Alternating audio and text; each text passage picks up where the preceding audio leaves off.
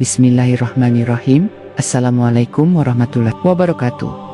Selamat datang kembali di channel Berbagi Kisah, channel yang mengulas sejarah Islam, akidah, dan fakta-fakta besar yang sering luput dari pembahasan umum.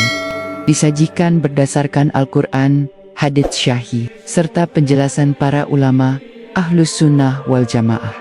Pada kesempatan kali ini, kita akan mengangkat sebuah pertanyaan yang terdengar sederhana, namun menyimpan konsekuensi akidah yang sangat serius. Pertanyaan yang kerap muncul dalam perdebatan, namun jarang dijawab secara utuh dan ilmiah. Surga atau neraka? Beginilah keadaan babi yang diharamkan ketika di akhirat. Sungguh mengejutkan. Apakah benar babi, sebagai hewan yang diharamkan, memiliki nasib khusus di akhirat? Apakah ia diazab? Apakah ia masuk neraka? Ataukah justru tidak termasuk dalam keduanya? Simak baik-baik dan dengan cermat, karena semuanya akan terjawab di video ini. Bismillah, mari kita mulai ceritanya.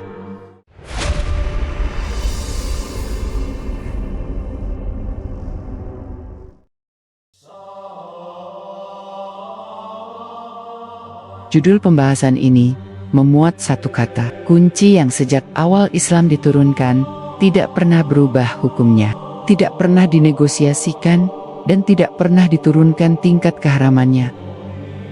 Babi dalam Al-Quran. Larangan memakan babi bukan sekadar anjuran moral, melainkan hukum syariat yang ditegaskan berulang kali dalam konteks yang serius. Allah menyebutnya secara eksplisit dalam beberapa ayat, diantaranya dalam surah Al-Baqarah ayat 173, Al-Maidah ayat 3, Al-An'am ayat 145, dan An-Nahl ayat ke-115. Redaksinya tegas, daging babi disebut sebagai rijs, sesuatu yang kotor, tercela, dan tidak layak dikonsumsi oleh seorang mukmin. Namun, di balik larangan yang jelas ini, muncul satu pertanyaan yang jarang dibahas secara mendalam dalam format sejarah dan akidah. Apa sebenarnya konsekuensi dari pelanggaran larangan ini di akhirat? Apakah ia sekadar dosa konsumsi atau memiliki implikasi yang lebih luas dalam timbangan amal, pertanggungjawaban, dan nasib seseorang di hari perhitungan? Pertanyaan inilah yang menjadi pintu masuk investigasi kita dalam sejarah Islam awal. Larangan babi tidak pernah menjadi perdebatan di kalangan sahabat. Tidak ada riwayat syahih yang menunjukkan adanya toleransi atau pengecualian, selain kondisi darurat yang benar-benar mengancam jiwa. Itu pun dengan syarat ketat dan tanpa melampaui batas. Para sahabat memahami bahwa hukum ini bukan berdiri sendiri, tetapi bagian dari sistem ketundukan total kepada perintah Allah. Mereka tidak menanyakan mengapa secara biologis terlebih dahulu. Mereka bertanya apa perintahnya dan bagaimana melaksanakannya. Ketika Islam menyebar ke wilayah Romawi dan Persia, umat Islam berhadapan dengan budaya yang telah lama mengonsumsi babi sebagai makanan pokok. Disinilah terjadi benturan peradaban. Namun menariknya, tidak ditemukan riwayat sahih tentang kompromi hukum. Para ulama generasi tabi'in dan setelahnya menegaskan bahwa keharaman babi bersifat mutlak, bukan karena faktor budaya Arab, bukan pula karena kondisi kesehatan semata, tetapi karena penetapan syariat. Lalu bagaimana kaitannya dengan akhirat? Dalam akidah Ahlus Sunnah wal Jamaah, setiap perintah dan larangan memiliki implikasi ukhrawi. Tidak ada dosa yang berdiri di ruang hampa. Semua akan dimintai pertanggungjawaban. Rasulullah menjelaskan bahwa pada hari kiamat, kaki seorang hamba tidak akan bergeser sebelum ia ditanya tentang 4 perkara, termasuk tentang dari mana ia memperoleh makanannya dan untuk apa ia menggunakannya. Riwayat ini syahih dan menjadi landasan penting bahwa konsumsi bukan perkara sepele. Di titik inilah pembahasan tentang babi melampaui isu fikih makanan. Ia masuk ke wilayah akidah, ketaatan, dan sikap seseorang terhadap perintah Allah. Apakah ia tunduk atau meremehkan? Apakah ia mengakui keharaman namun tergelincir karena syahwat? Ataukah ia menghalalkan apa yang telah Allah haramkan? Perbedaan ini sangat menentukan nasib akhirat. Sebagaimana dijelaskan para ulama aswaja dalam kitab-kitab akidah, dalam khazanah Islam klasik, persoalan makanan haram tidak pernah diposisikan sebagai isu teknis semata. Para ulama Ahlus Sunnah wal Jamaah menjelaskannya sebagai bagian dari hubungan langsung antara perbuatan lahir dan kondisi batin, antara apa yang masuk ke dalam tubuh dengan apa yang akan ditimbang di akhirat. Karena itu, ketika Al-Quran dan Sunnah berbicara tentang keharaman babi, pembahasannya selalu berkaitan dengan ketaatan, kebersihan jiwa, dan pertanggungjawaban di hadapan Allah, Rasulullah.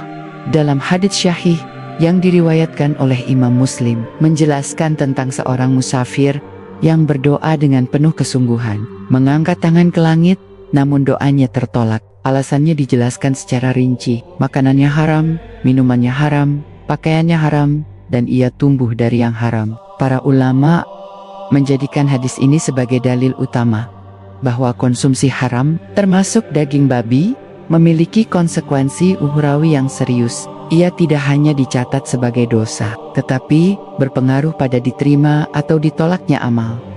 Imam An-Nawawi dalam syarah Sahih Muslim menegaskan bahwa hadis ini menunjukkan keterkaitan langsung antara makanan halal dan keselamatan akhirat. Bukan berarti setiap orang yang memakan sesuatu yang haram otomatis kafir atau masuk neraka selamanya, tetapi perbuatannya tidak netral. Ia menciptakan penghalang antara hamba dan rahmat Allah jika dilakukan dengan sengaja dan tanpa taubat.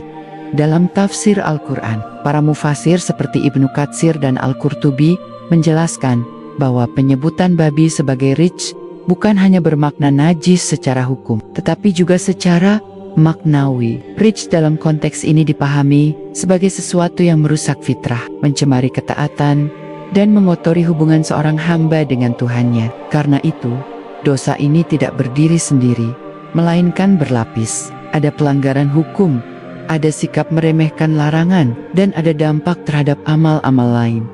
Dalam kerangka akhirat, setiap perbuatan akan ditampilkan apa adanya. Al-Quran menegaskan bahwa pada hari kiamat, manusia akan melihat apa yang telah ia kerjakan, baik kecil maupun besar. Para ulama menjelaskan bahwa konsumsi haram termasuk perkara yang akan dimintai pertanggungjawaban secara spesifik, karena ia berkaitan dengan tubuh yang digunakan untuk beribadah. Tubuh yang tumbuh dari yang haram dipandang memiliki konsekuensi dalam proses hisab.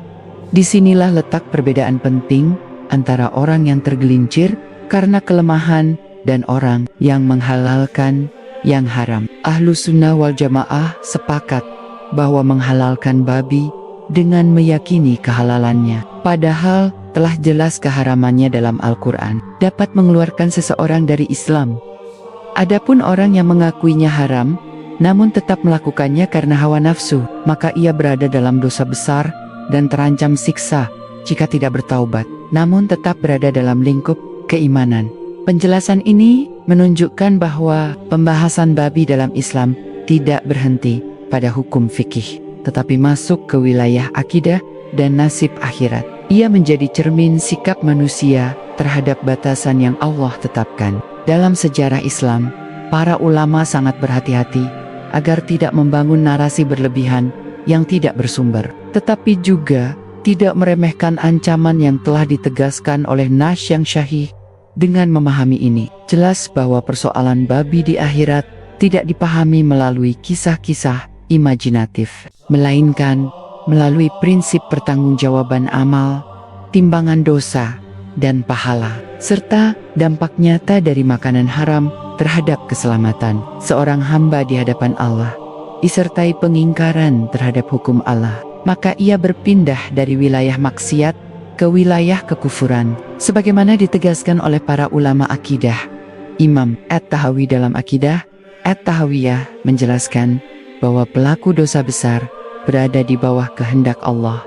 Ia bisa diampuni atau bisa disiksa sesuai kadar dosanya. Prinsip ini berlaku juga pada dosa konsumsi haram. Namun, yang sering diabaikan adalah dampak kumulatifnya. Makanan haram tidak hanya dicatat sekali, tetapi berulang selama ia menjadi kebiasaan. Inilah yang membuat para ulama sangat keras dalam memperingatkan umat tentang perkara ini. Dalam sejarah pengajaran Islam, para ulama seperti Imam Ahmad bin Hambal Dan Imam Al-Ghazali menekankan bahwa makanan haram mengeraskan hati, melemahkan kepekaan iman, dan menjauhkan seseorang dari taubat. Semua ini memiliki implikasi langsung di akhirat. Hati yang keras lebih sulit tunduk ketika dihisap. Amal yang tercemar lebih mudah ditolak. Doa yang terhalang menjadi sebab kurangnya pertolongan Allah di saat paling genting. Quran juga menjelaskan bahwa pada hari kiamat, mulut akan dikunci dan anggota tubuh akan berbicara.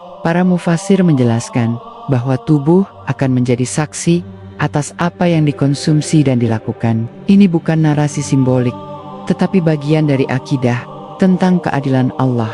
Tubuh yang digunakan untuk bermaksiat dengan makanan haram akan memberikan kesaksian sesuai apa yang terjadi di dunia. Dengan kerangka ini, pembahasan tentang babi di akhirat tidak dibangun di atas kisah-kisah visual yang tidak bersumber, tetapi di atas prinsip hisab, keadilan, dan konsekuensi amal. Setiap suapan yang melanggar batas syariat bukan sekadar urusan dunia, tetapi akan muncul kembali dalam bentuk pertanyaan, beban, dan kemungkinan azab di hadapan Allah yang Maha Adil. Dalam kajian Ahlus Sunnah wal Jamaah, terdapat garis tegas yang membedakan antara maksiat dan penyimpangan akidah. Memakan sesuatu yang haram karena kelemahan, kelalaian, atau syahwat ditempatkan sebagai dosa besar. Namun menghalalkan apa yang telah Allah haramkan secara tegas. Termisek babi diposisikan sebagai persoalan akidah yang jauh lebih berbahaya. Para ulama sejak generasi awal telah sepakat dalam hal ini dan menjadikannya sebagai prinsip dasar dalam menjaga kemurnian iman umat. Al-Quran tidak hanya menyebut keharaman babi, tetapi menyebutkannya dalam bentuk pembatasan yang jelas dan berulang. Para mufasir menjelaskan bahwa pengulangan ini menunjukkan tingkat kepastian hukum. Imam Ibnu Katsir menegaskan bahwa siapapun yang meyakini halal sesuatu yang telah Allah haramkan dengan dalil yang maka ia telah mendustakan Allah dan Rasul-Nya. Dalam kerangka ini, persoalan babi tidak lagi sekadar soal makanan, tetapi soal sikap terhadap wahyu dalam sejarah pemikiran Islam. Para ulama membedakan antara pelaku maksiat dan ahli bid'ah atau penyimpangan akidah. Orang yang memakan babi sambil mengakui keharamannya dipandang masih berada dalam Islam, meskipun ia terancam hukuman. Namun orang yang mengatakan bahwa babi halal, atau bahwa hukum tersebut sudah tidak relevan, atau bahwa manusia bebas menentukan halal dan haram sendiri, maka ia telah masuk ke wilayah yang membatalkan keislaman.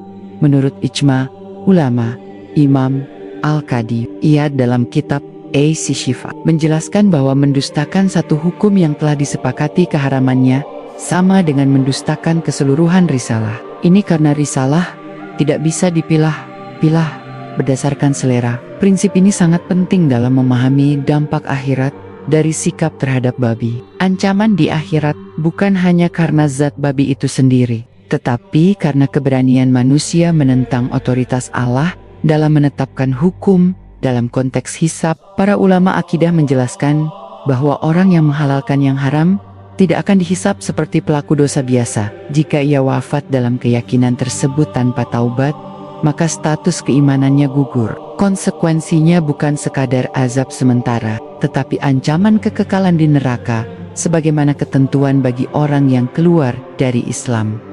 Ini bukan klaim emosional, melainkan kesimpulan ilmiah dari Nash dan Itzma. Sejarah mencatat bahwa penyimpangan semacam ini sering muncul ketika umat mulai menundukkan wahyu di bawah logika dan kepentingan. Dalam beberapa fase sejarah, terutama ketika Islam berhadapan dengan peradaban lain, muncul upaya menafsirkan ulang hukum-hukum yang jelas demi menyesuaikan diri. Para ulama Aswaja berdiri paling depan dalam menolak pendekatan ini. Mereka menegaskan bahwa syariat bukan produk budaya, dan halal haram bukan hasil konsensus manusia. Di akhirat, sikap terhadap hukum Allah akan menjadi penentu utama. Al-Quran menjelaskan bahwa orang-orang yang membuat hukum tandingan akan ditanya tentang keberanian mereka berbicara atas nama Allah tanpa ilmu. Dalam tafsir klasik, peringatan ini mencakup siapapun yang mengubah status halal dan haram demi kepentingan dunia.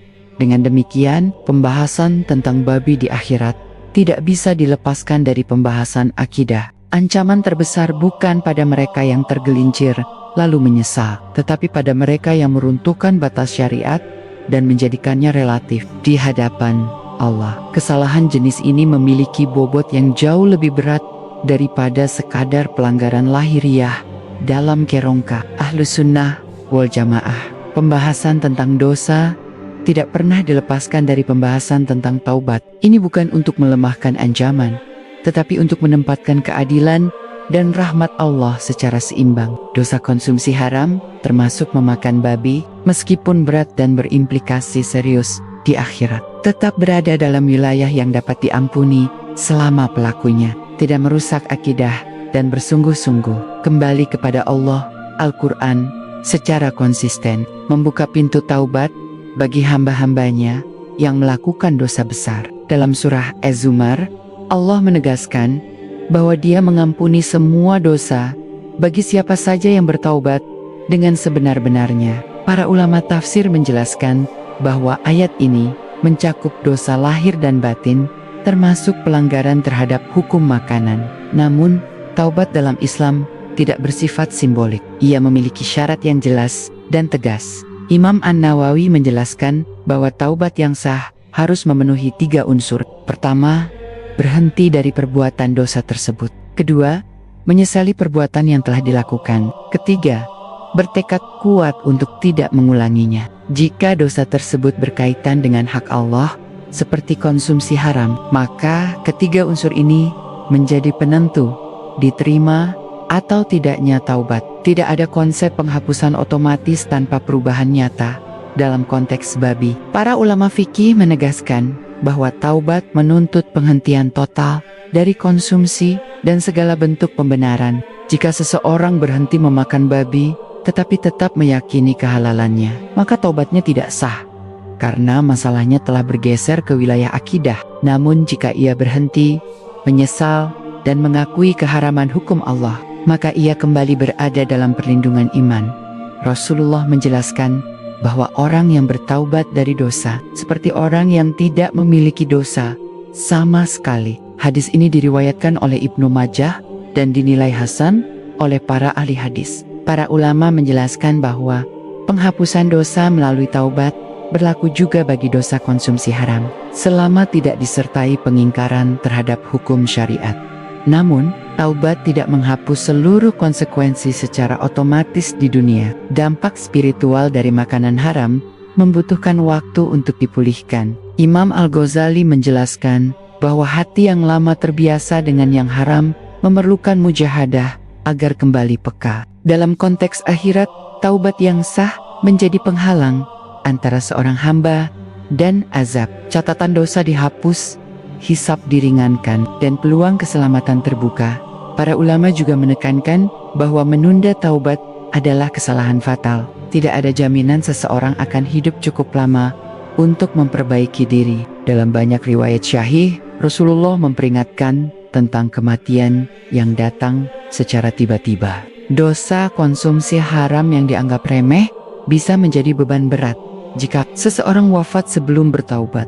Dalam sejarah pengajaran Islam, pembahasan tentang taubat selalu diletakkan berdampingan dengan ancaman. Tujuannya bukan menenangkan pelaku dosa, tetapi mendorong kesadaran dan perubahan. Ancaman akhirat terkait babi bukan untuk menciptakan ketakutan kosong, melainkan untuk memaksa manusia bercermin. Apakah ia masih memandang larangan Allah sebagai batas yang sakral, atau sekadar aturan yang bisa dinegosiasikan di hadapan Allah pada hari kiamat? Taubat yang jujur menjadi pembeda antara keselamatan dan kebinasaan, bukan karena kecil atau besarnya zat dosa, tetapi karena sikap seorang hamba ketika berhadapan dengan kebenaran.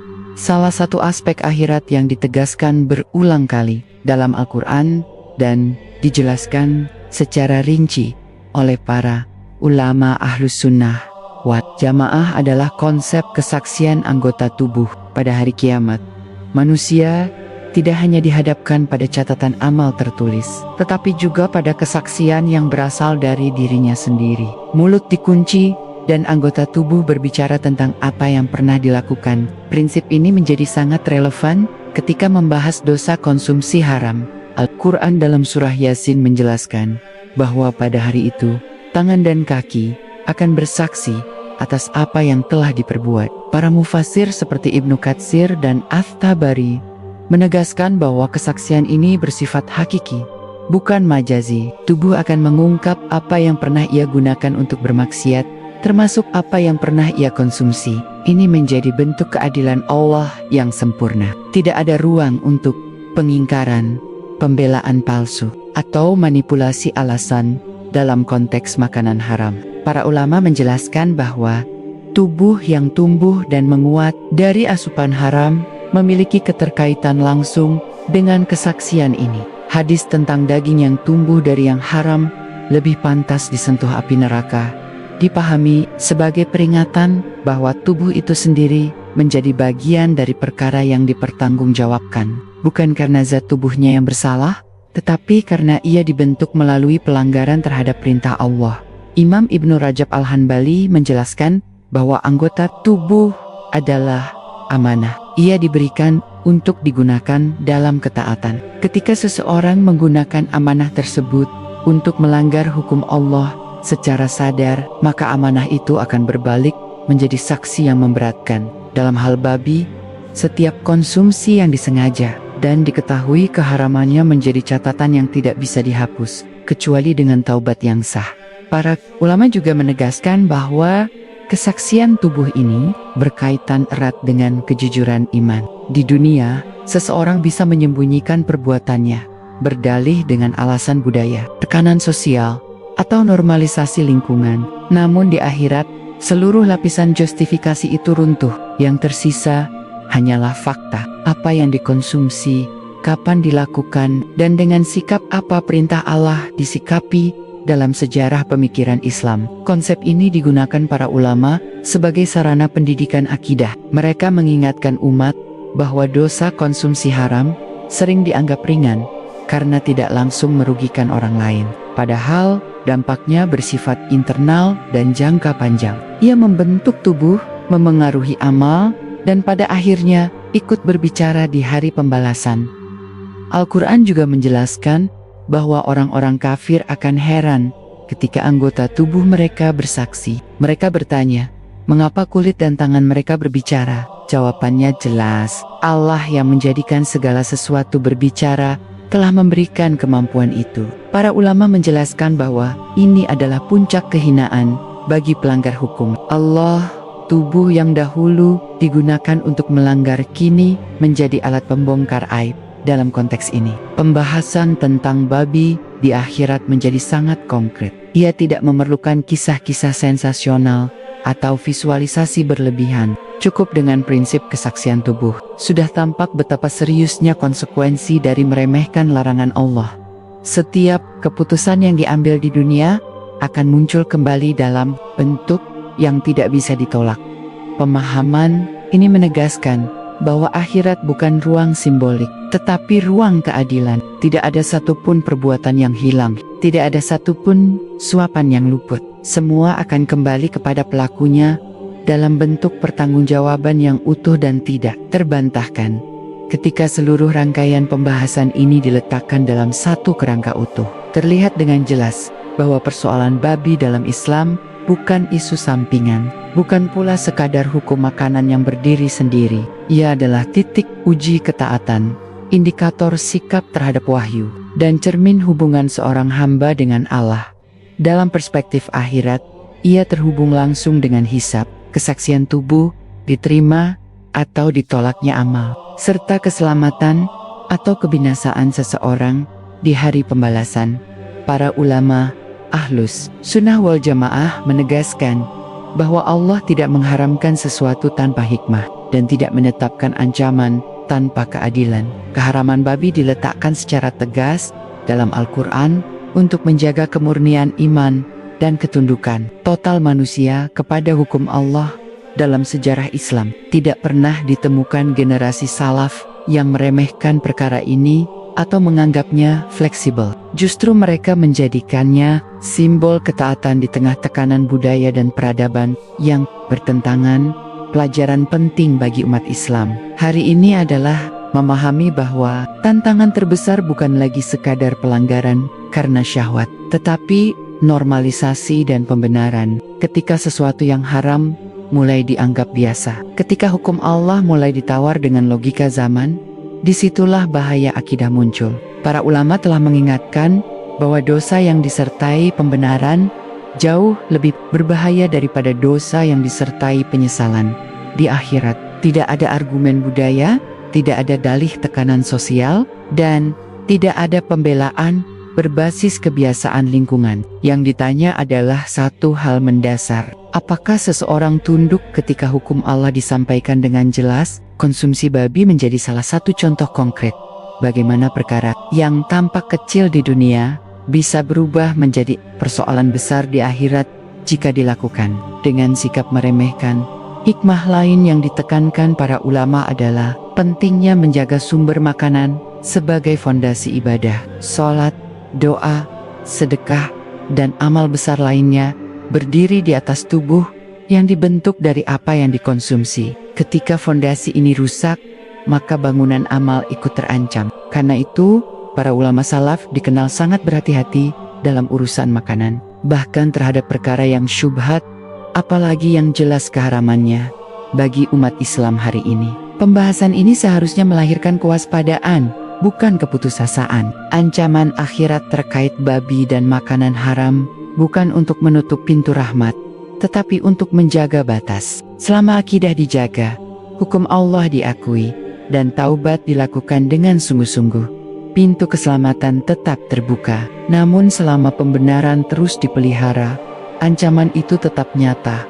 Akhirnya, sejarah Islam mengajarkan satu prinsip besar: keselamatan di akhirat tidak ditentukan oleh seberapa canggih argumen manusia, tetapi oleh seberapa jujur ia tunduk kepada wahyu. Dalam perkara apapun, termasuk dalam urusan yang tampak sederhana seperti makanan. Sikap inilah yang akan menjadi pembeda ketika manusia berdiri sendiri di hadapan Allah tanpa pelindung, tanpa alasan, dan tanpa kesempatan kedua. Bagaimana dengan binatang babi itu sendiri? Pertanyaan tentang nasib babi di akhirat sering muncul karena adanya kesalahpahaman mendasar. Banyak orang, bahkan di kalangan muslim, secara keliru menyamakan status hewan dengan status manusia dalam urusan hisab dan balasan. Islam tidak membangun konsep surga dan neraka berdasarkan zat makhluk, tetapi berdasarkan taklif, yaitu beban syariat. Disinilah letak kunci untuk memahami persoalan ini secara ilmiah dan lurus.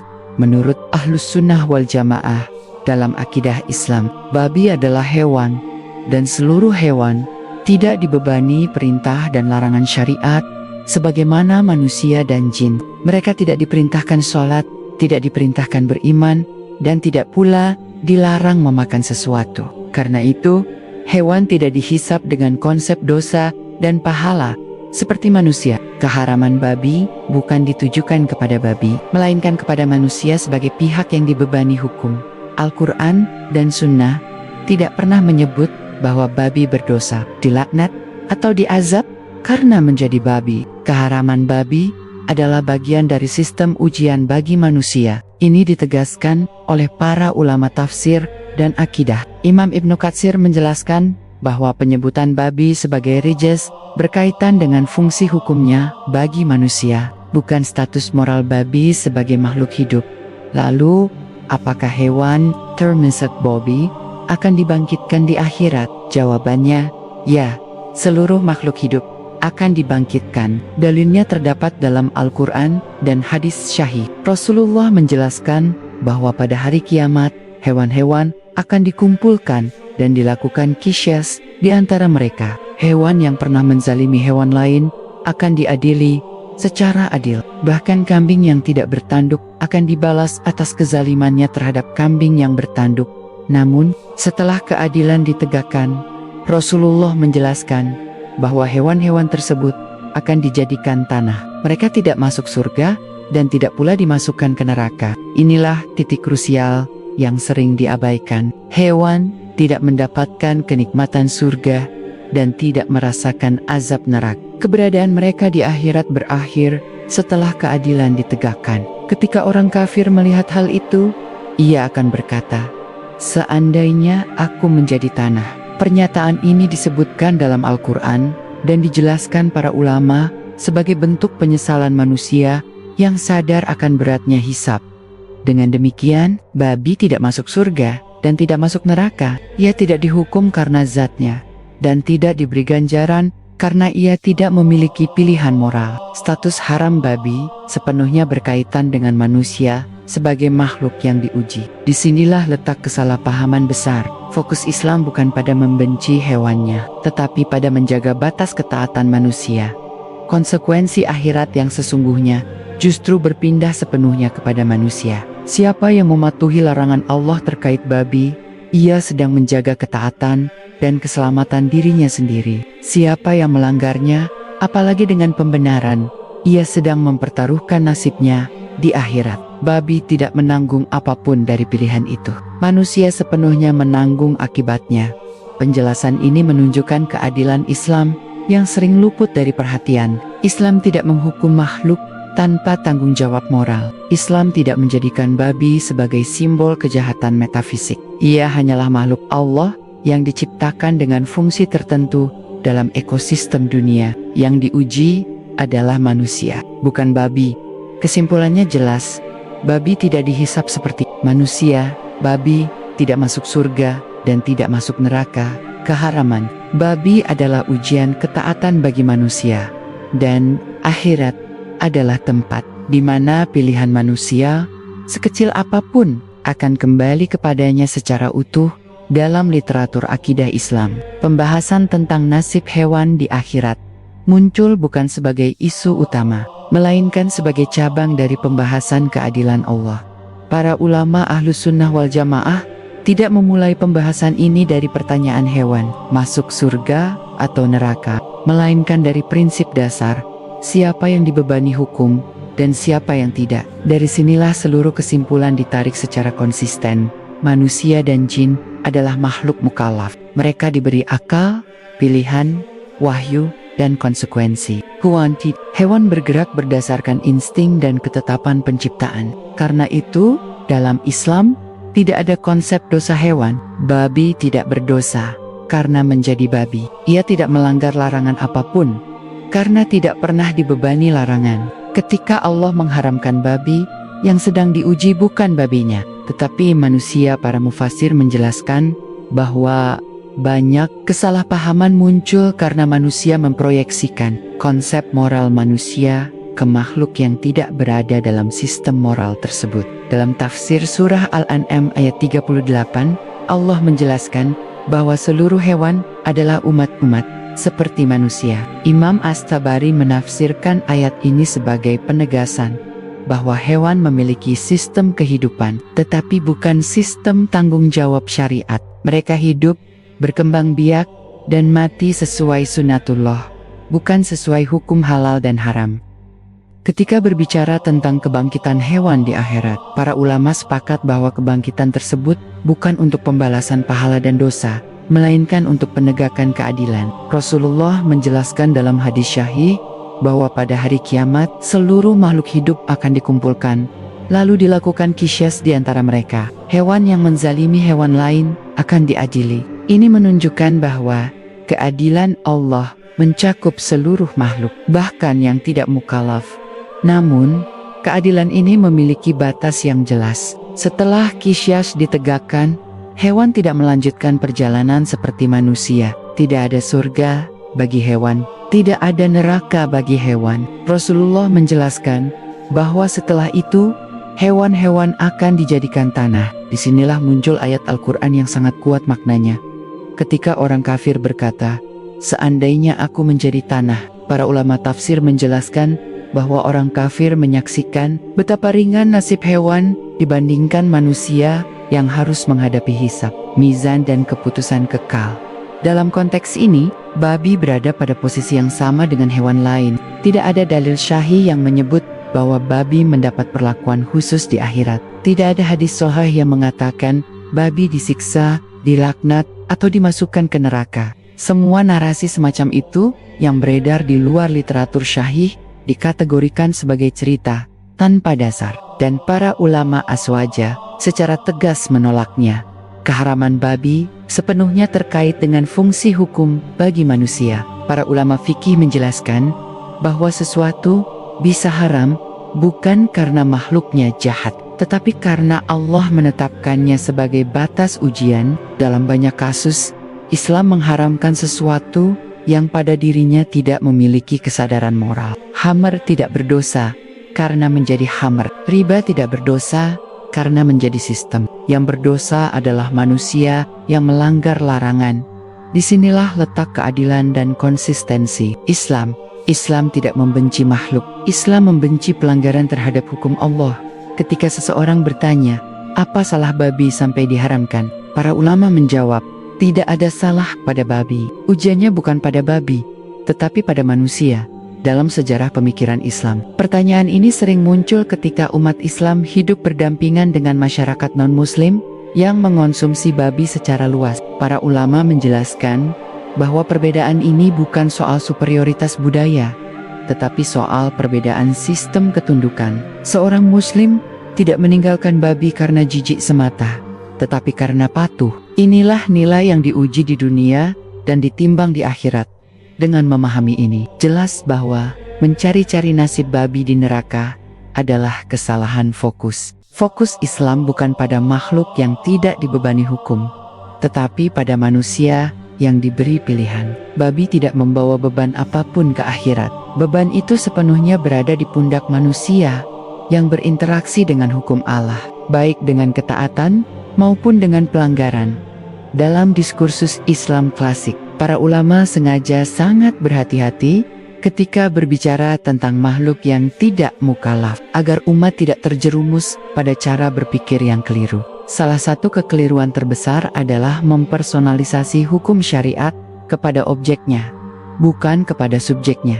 Dalam kasus babi, kesalahan ini sering muncul dalam bentuk pertanyaan emosional, seolah-olah babi dikutuk, dihukum, atau dinasibkan buruk oleh Allah. Padahal, dalam metodologi akidah Islam, tidak ada makhluk yang diazab tanpa tanggung jawab syariat. Para ulama aswaja menjelaskan bahwa keharaman dalam Islam memiliki beberapa kategori hikmah. Ada yang berkaitan dengan akidah, ada yang berkaitan dengan ibadah, ada yang berkaitan dengan muamalah, dan ada pula yang berkaitan dengan pembentukan ketaatan murni. Keharaman babi masuk dalam kategori terakhir ini dengan sangat kuat. Ia adalah hukum yang jelas, tidak ambigu, dan tidak bergantung pada kondisi sosial. Karena itu, ia berfungsi sebagai garis pemisah antara sikap tunduk dan sikap tawar-menawar terhadap wahyu dalam kitab-kitab usul fikih. Para ulama menegaskan bahwa hukum halal dan haram tidak selalu ditetapkan karena zat suatu makhluk membawa dosa, tetapi karena Allah menghendaki adanya batas. Jika Allah menghendaki, Dia bisa menghalalkan sesuatu yang secara biologis dianggap buruk dan mengharamkan sesuatu yang secara biologis dianggap bersih. Karena itu, mencari-cari hukuman babi di akhirat menunjukkan kegagalan memahami bahwa syariat tidak bekerja dengan logika balas dendam terhadap makhluk, tetapi dengan logika ujian terhadap manusia. Ketika Al-Quran menyebut babi sebagai rijs, para mufasir Ahlus Sunnah menegaskan bahwa rijs di sini bukan berarti babi berdosa, tetapi bahwa ia tidak layak dikonsumsi oleh manusia mukallaf. Imam Al-Qurtubi secara khusus memperingatkan agar umat Islam tidak terjebak pada pengertian rijs sebagai kutukan moral terhadap makhluk. Ia adalah kategori hukum, bukan vonis etis terhadap hewan. Jika ditelusuri lebih jauh, seluruh hewan di dunia ini pada hakikatnya berada dalam posisi yang sama di akhirat. Mereka hidup, mati, dibangkitkan, diadili secara terbatas untuk menegakkan keadilan, lalu berakhir keberadaannya. Tidak ada stratifikasi surga untuk hewan, tidak ada tingkatan neraka untuk hewan. Konsep ini sangat penting karena menunjukkan bahwa akhirat bukan sekadar kelanjutan dunia, tetapi arena pertanggungjawaban khusus bagi makhluk yang diberi pilihan. Dalam hadis syahih tentang qisas antar hewan, Rasulullah sengaja menyebut contoh yang sangat sederhana, kambing yang bertanduk dan kambing yang tidak bertanduk. Para ulama menjelaskan bahwa penyebutan contoh ini bertujuan untuk menegaskan satu hal. Jika Allah menegakkan keadilan bahkan pada makhluk yang tidak mukallaf, maka bagaimana mungkin manusia mengira dirinya akan lolos dari pertanggungjawaban? Hewan tidak diadili karena dosa. Mereka dihadirkan untuk menunjukkan keadilan Allah. Lalu selesai. Ketika babi termasuk dalam kelompok makhluk ini, maka posisinya sangat jelas. Ia tidak membawa dosa ke akhirat. Ia tidak menanggung pelanggaran manusia. Ia tidak menjadi simbol keburukan metafisik. Seluruh beban berpindah kepada manusia. Inilah yang sering luput dari narasi populer. Fokus diarahkan pada objek haram, bukan pada pelaku pelanggaran. Dalam konteks sejarah dakwah Islam, para ulama menolak keras narasi yang menggambarkan babi sebagai makhluk terkutuk di akhirat. Karena narasi semacam itu justru merusak keadilan konsep Islam. Jika hewan dihukum tanpa taklif, maka runtuhlah prinsip keadilan ilahi. Karena itu, ulama aswaja sangat disiplin dalam menolak kisah tanpa sanad yang menyebut babi disiksa di neraka atau dijadikan simbol azab. Lebih jauh lagi, pembahasan ini membuka satu pelajaran akidah yang lebih luas. Allah tidak menilai makhluk berdasarkan bentuk, spesies, atau persepsi manusia. Allah menilai berdasarkan ketaatan terhadap perintahnya bagi yang dibebani perintah. Babi tidak pernah menerima perintah, manusia menerimanya. Maka seluruh pertanyaan tentang surga dan neraka harus kembali kepada manusia, bukan kepada babi. Dalam konteks ini, keharaman babi justru memperlihatkan konsistensi Islam. Islam tidak mengajarkan kebencian terhadap makhluk, tetapi disiplin terhadap hukum. Islam tidak mengajarkan mitologi hukuman hewan, tetapi akuntabilitas manusia. Dan Islam tidak mengaburkan akhirat dengan cerita sensasional, tetapi membangunnya dengan prinsip keadilan yang kokoh. Dalam banyak perbincangan publik, terutama di ruang ceramah populer dan media sosial, sering muncul narasi yang secara tidak sadar memindahkan pusat kesalahan dari manusia kepada objek yang diharamkan. Babi diperlakukan seolah-olah ia adalah pelaku kejahatan metafisik. Padahal dalam struktur teologi Islam, konsep seperti ini tidak dikenal. Para ulama aswaja menilai kecenderungan ini sebagai penyederhanaan berbahaya yang berpotensi merusak pemahaman akidah. Jika dicermati secara metodologis, seluruh hukum syariat selalu memiliki satu subjek utama, yaitu manusia mukallaf. Hewan, benda mati, dan fenomena alam tidak pernah diposisikan sebagai pelaku moral. Ketika babi diharamkan, yang sedang diuji adalah sikap manusia terhadap larangan yang jelas. Karena itu, pembahasan tentang nasib babi di akhirat seringkali dijawab para ulama dengan menggeser fokus pertanyaan, bukan untuk menghindar, tetapi untuk meluruskannya. Yang perlu ditanya bukan kemana babi pergi, tetapi kemana manusia pergi setelah menyikapi larangan Allah.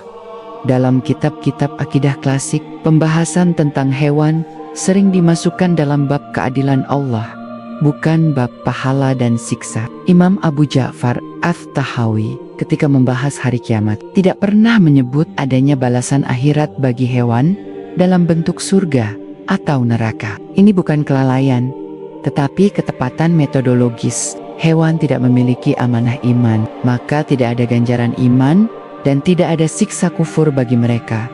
Ketika Al-Quran menyebut bahwa hewan akan dikumpulkan, para mufasir menjelaskan bahwa pengumpulan tersebut bersifat sementara dan fungsional. Tujuannya untuk menegakkan keadilan sempurna, bukan untuk memberikan kehidupan akhirat yang kekal. Dalam konteks ini, babi tidak memiliki status istimewa, baik secara positif maupun negatif. Ia tunduk sepenuhnya pada sunatullah penciptaan, hidup sesuai fitrahnya, lalu selesai. Kesalahan lain yang sering muncul adalah mengira bahwa label haram melekat sebagai identitas moral pada makhluk. Dalam Islam, halal dan haram adalah status hukum bagi perbuatan manusia, bukan stempel nilai bagi benda atau makhluk secara independen. Babi tidak menjadi haram bagi dirinya sendiri. Ia menjadi haram ketika manusia hendak mengonsumsinya, tanpa manusia sebagai subjek hukum. Konsep haram tidak memiliki makna operasional.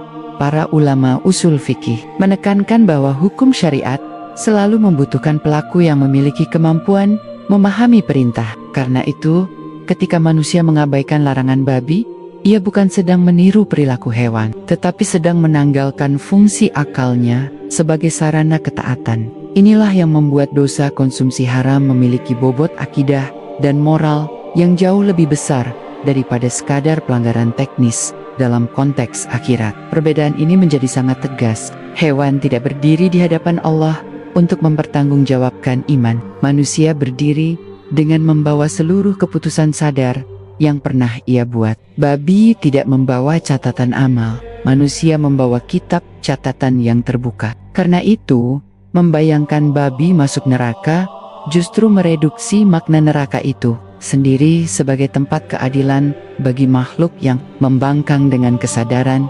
Sejumlah ulama juga menegaskan bahwa narasi ekstrem tentang azab babi seringkali muncul dari pengaruh cerita Israiliyat atau dongeng moral yang tidak memiliki sanad. Ahlus Sunnah wal Jamaah secara konsisten menutup pintu bagi narasi semacam ini. Prinsip mereka jelas, tidak ada azab tanpa dalil, tidak ada kisah akhirat tanpa nas yang syahih, dan tidak ada hukuman bagi makhluk tanpa taklif.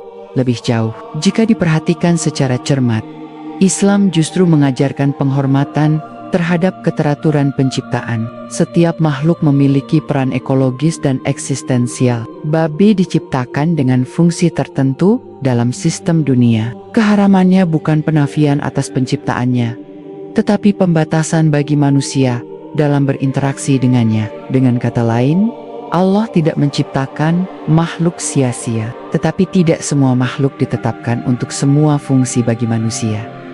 Ketika pemahaman ini diluruskan, tampak bahwa pembahasan tentang babi dan akhirat sejatinya adalah pintu masuk untuk memahami konsep yang jauh lebih besar. Konsep tentang keadilan Allah, batas tanggung jawab moral, dan perbedaan antara makhluk yang diuji dan makhluk yang ditundukkan. Babi berada dalam kategori yang ditundukkan, manusia berada dalam kategori yang diuji. Dalam pembahasan ini, satu hal yang perlu ditegaskan berulang kali adalah bahwa Islam memisahkan secara tegas antara penciptaan dan pembebanan hukum. Tidak semua yang diciptakan untuk manusia otomatis boleh dimanfaatkan oleh manusia. Inilah prinsip yang sering diabaikan ketika keharaman babi dipertanyakan dari sudut pandang yang keliru. Allah menciptakan banyak hal di alam ini, tetapi hanya sebagian yang diizinkan untuk dikonsumsi. Larangan bukan penafian terhadap ciptaan, melainkan penegasan batas bagi manusia.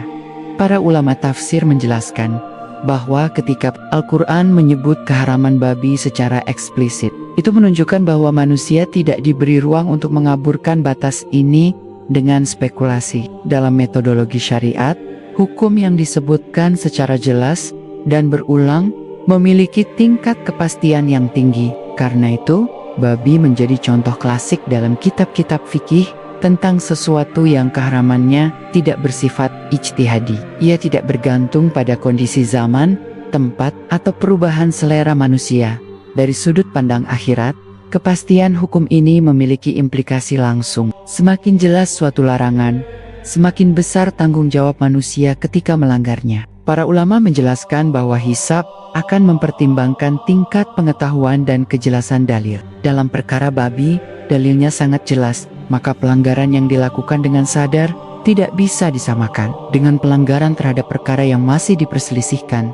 Namun, sekali lagi, seluruh konsekuensi ini kembali kepada manusia, bukan kepada babi. Babi tidak mengalami peningkatan atau penurunan derajat di akhirat karena status haramnya. Ia tidak membawa beban hukum apapun. Ketika dibangkitkan, ia tidak ditanya tentang kepatuhan. Ia tidak ditimbang amalnya. Ia hanya hadir dalam rangka penegakan keadilan universal. Lalu keberadaannya berakhir.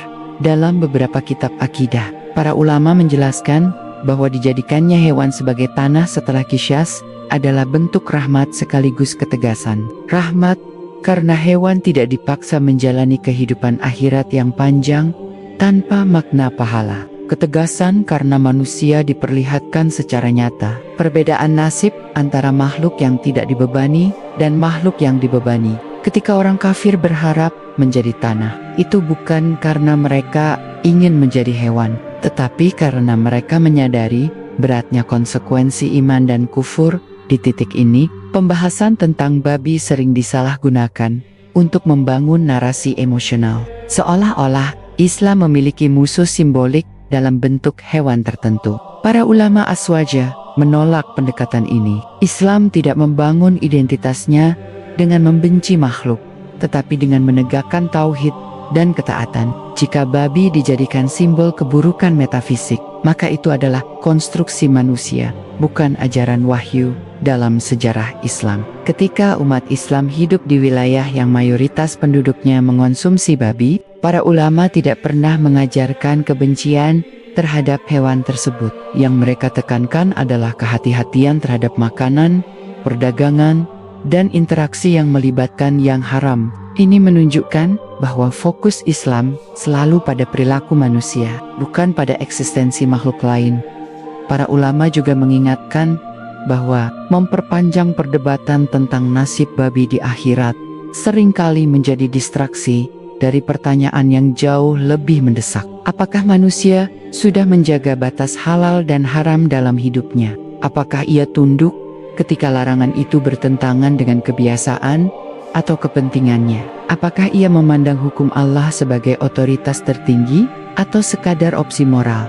Dalam konteks ini, babi berfungsi sebagai ujian yang sangat jelas, tidak abu-abu, tidak multitafsir. Justru karena kejelasannya, ia menjadi indikator kejujuran iman. Orang yang tunduk tidak membutuhkan narasi tambahan. Orang yang menolak akan mencari celah dengan mempertanyakan objeknya, bukan kewajibannya. Jika dicermati lebih dalam, pembahasan ini juga mengajarkan bahwa akhirat dalam Islam bukan sekadar tempat pembalasan, tetapi tempat terbukanya seluruh kesalahan berpikir manusia. Kesalahan dalam memahami siapa yang diuji dan siapa yang tidak diuji akan terbongkar. Kesalahan dalam memindahkan tanggung jawab dari diri sendiri ke makhluk lain akan runtuh. Yang tersisa hanyalah kebenaran yang sederhana namun tegas. Allah adil, manusia bertanggung jawab. Hewan tidak memikul beban iman.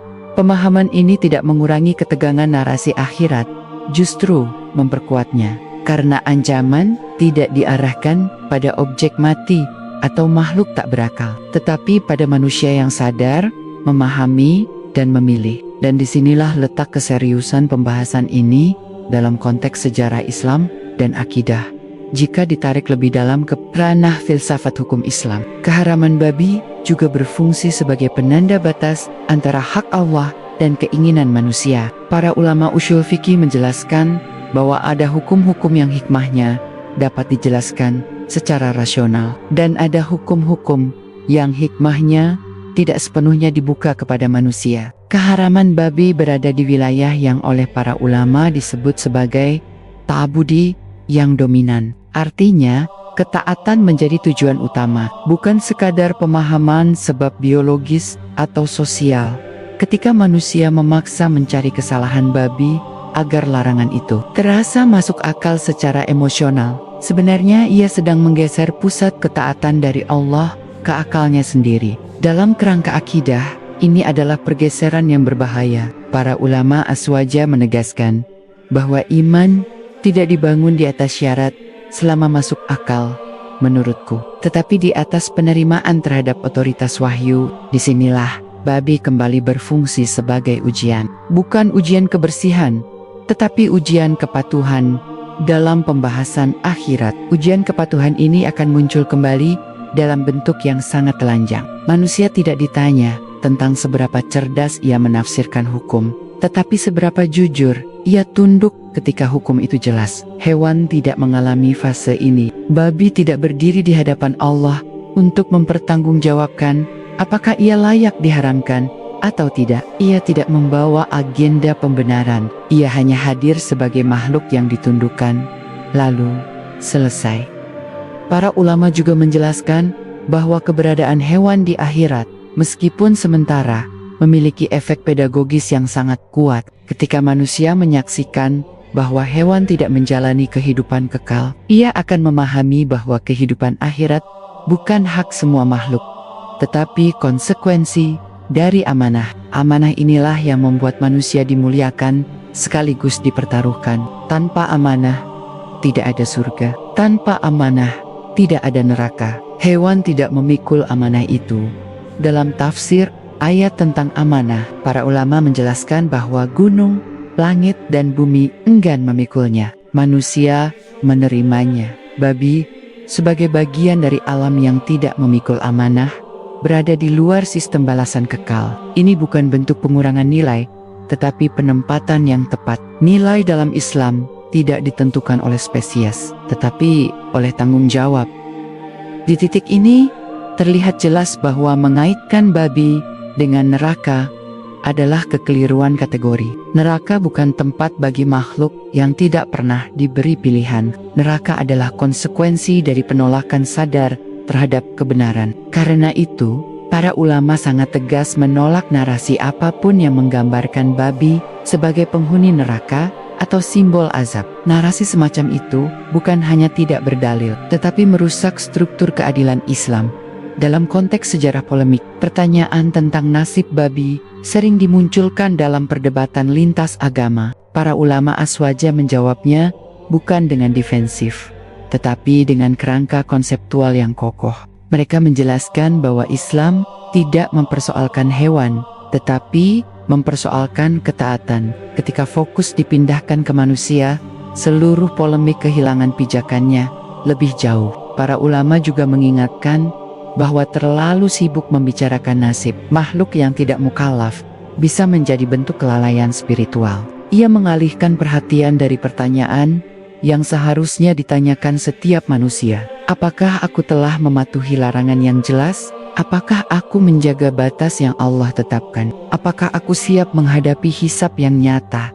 Dalam banyak kasus, pertanyaan tentang babi di akhirat muncul bukan karena kebutuhan ilmiah, tetapi karena kegelisahan batin terhadap otoritas hukum. Ketika manusia merasa tidak nyaman dengan satu larangan, ia mencari celah dengan mempertanyakan objeknya. Para ulama melihat pola ini sejak lama dan menjawabnya dengan satu prinsip sederhana. Jangan bertanya tentang apa yang tidak dibebani hukum sebelum memastikan diri sendiri telah menunaikan apa yang dibebani hukum. Dengan kerangka ini, pembahasan tentang babi tidak lagi berdiri sebagai isu terpisah, tetapi menyatu dengan narasi besar tentang akhirat, narasi tentang keadilan, amanah, ketaatan, dan tanggung jawab. Hewan berada di satu sisi, manusia berada di sisi lain, dan garis pemisahnya bukan pada bentuk fisik, tetapi pada beban pilihan yang Allah tetapkan dalam kerangka besar akidah Islam. Pembahasan tentang babi dan akhirat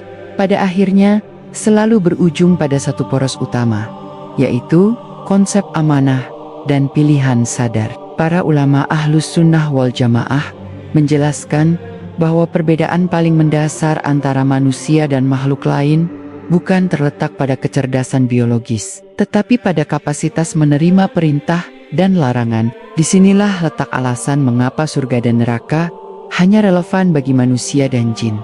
Ketika Allah menciptakan manusia, Dia tidak sekadar menciptakan tubuh, tetapi juga kesadaran moral. Kesadaran inilah yang menjadikan setiap larangan bermakna. Hewan tidak berada dalam sistem ini. Babi makan, berkembang biak, dan hidup sesuai naluri penciptaannya. Ia tidak memilih untuk menjadi halal atau haram. Status haram itu muncul hanya ketika manusia berhadapan dengannya sebagai objek konsumsi. Tanpa manusia, label itu tidak berfungsi.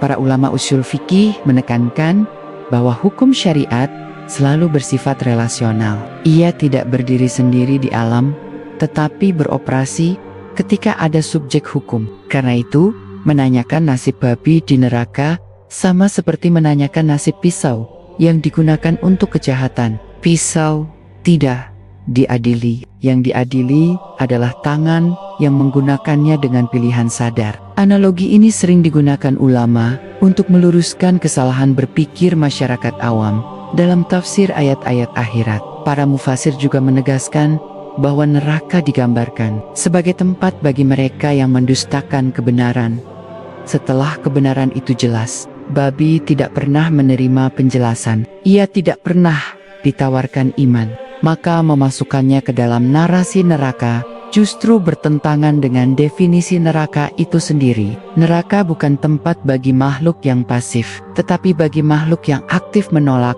Disinilah keharaman babi menunjukkan fungsinya yang paling dalam. Ia menjadi alat ukur kejujuran iman, bukan alat penghukuman makhluk lain. Ketika seseorang menaati larangan ini, meskipun bertentangan dengan lingkungan, selera, atau tekanan sosial, ia sedang menegaskan bahwa otoritas Allah berada di atas segalanya. Ketika seseorang melanggarnya, lalu mencari-cari pembenaran dengan mempersoalkan objeknya, ia sedang menggeser pusat ketaatan. Para ulama juga mengingatkan bahwa pembahasan tentang hewan di akhirat tidak boleh dilepaskan dari tujuan edukatifnya. Allah memperlihatkan kebangkitan hewan bukan untuk menimbulkan spekulasi, tetapi untuk mempermalukan manusia yang meremehkan keadilan. Ketika hewan yang tidak mukallaf pun mendapatkan kisya, maka manusia tidak memiliki alasan untuk merasa aman dari hisab. Dalam banyak kitab tafsir, disebutkan bahwa ucapan seandainya aku menjadi tanah bukan sekadar ekspresi penyesalan, tetapi kesadaran terlambat bahwa menjadi makhluk tanpa amanah ternyata lebih ringan daripada memikul amanah lalu mengkhianatinya. Di titik ini, nasib babi justru terlihat lebih sederhana. Ia tidak membawa beban iman. Ia tidak membawa catatan amal. Ia tidak menghadapi pertanyaan tentang ketaatan. Namun kesederhanaan ini bukan kemuliaan. Para ulama menegaskan bahwa kemuliaan manusia tetap lebih tinggi karena potensi surga. Hewan tidak masuk neraka, tetapi juga tidak masuk surga. Manusia berisiko masuk neraka, tetapi juga memiliki peluang masuk surga. Risiko dan peluang ini lahir dari amanah yang sama. Keharaman babi menjadi salah satu titik ujian dari amanah tersebut dalam konteks sejarah pemikiran Islam. Klarifikasi ini sangat penting karena banyak polemik modern berangkat dari pemahaman yang keliru tentang keadilan. Sebagian orang mengira keadilan berarti semua makhluk diperlakukan sama. Islam tidak mengajarkan itu. Islam mengajarkan bahwa keadilan berarti setiap makhluk diperlakukan sesuai dengan tanggung jawabnya. Babi tidak memiliki tanggung jawab iman, maka ia tidak memiliki balasan iman. Ketika kerangka ini dipahami, seluruh pertanyaan tentang surga atau neraka bagi babi kehilangan urgensinya. Yang menjadi mendesak justru pertanyaan tentang manusia. Apakah ia memahami batas? Apakah ia tunduk ketika larangan itu jelas? Apakah ia menyadari bahwa yang dipertaruhkan bukan sekadar kebiasaan makan, tetapi posisi dirinya di hadapan Allah? Pada hari ketika tidak ada lagi ruang debat, ketika seluruh rangkaian pembahasan ini disusun secara utuh, satu gambaran besar menjadi semakin jelas. Isu tentang babi, keharamannya, dan pertanyaan mengenai nasibnya di akhirat bukanlah isu tentang hewan. Ia adalah isu tentang manusia dan posisinya di hadapan wahyu. Sejak awal, Islam tidak pernah mempersoalkan eksistensi babi sebagai makhluk. Yang dipersoalkan adalah sikap manusia ketika berhadapan dengan larangan yang sangat jelas dan tidak menyisakan ruang tawar-menawar dalam perspektif akhirat. Keadilan Allah tidak bekerja dengan logika emosional manusia, tetapi dengan prinsip tanggung jawab. Hewan, termasuk babi, tidak dimasukkan ke dalam sistem balasan surga dan neraka karena mereka tidak pernah memikul amanah iman. Mereka hidup, mati, dibangkitkan sementara untuk penegakan keadilan antar makhluk, lalu dijadikan tanah. Tidak ada azab, tidak ada kenikmatan kekal, tidak ada penyesalan, dan tidak ada pengharapan. Semua selesai. Sebaliknya, manusia hidup dengan konsekuensi yang jauh lebih berat. Setiap larangan yang jelas, termasuk keharaman babi, menjadi bagian dari catatan amal, bukan karena objeknya, tetapi karena respon manusia terhadap perintah Allah.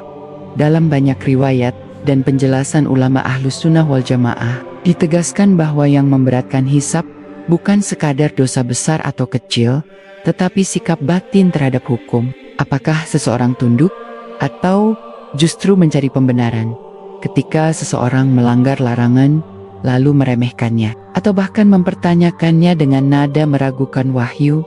Disitulah masalah akidah mulai muncul. Dan di akhirat, Yang dibuka bukan hanya perbuatan lahir, tetapi niat, sikap, dan cara pandang. Tidak ada lagi ruang retorika, tidak ada lagi alasan budaya, lingkungan, atau selera pribadi. Di titik ini, pertanyaan tentang apakah babi masuk surga atau neraka justru berbalik arah. Ia menjadi cermin yang memantulkan satu pertanyaan yang jauh lebih tajam. Apakah manusia siap mempertanggungjawabkan sikapnya sendiri terhadap hukum Allah? Karena di hari itu, babi tidak berdiri lama. Ia tidak dihisab, ia tidak ditanya. Yang berdiri lama adalah manusia. Para ulama menegaskan bahwa akhirat adalah hari terbukanya realitas. Banyak perdebatan dunia akan tampak remeh, banyak pembenaran akan runtuh. Yang tersisa hanyalah ketaatan atau pembangkangan. Dalam kerangka ini, keharaman babi bukan isu pinggiran. Ia adalah contoh nyata bagaimana wahyu menguji manusia dalam hal yang sederhana namun tegas. Babi sebagai makhluk tidak masuk surga dan tidak masuk neraka. Ia tidak memikul dosa, tidak memikul pahala, dan tidak bertanggung jawab atas keharamannya. Keharaman itu sepenuhnya ditujukan kepada manusia sebagai ujian ketaatan. Di akhirat, keadilan Allah ditegakkan dengan sangat presisi. Setiap makhluk diperlakukan sesuai dengan amanahnya. Hewan selesai dengan keadilannya. Manusia berlanjut dengan hisabnya.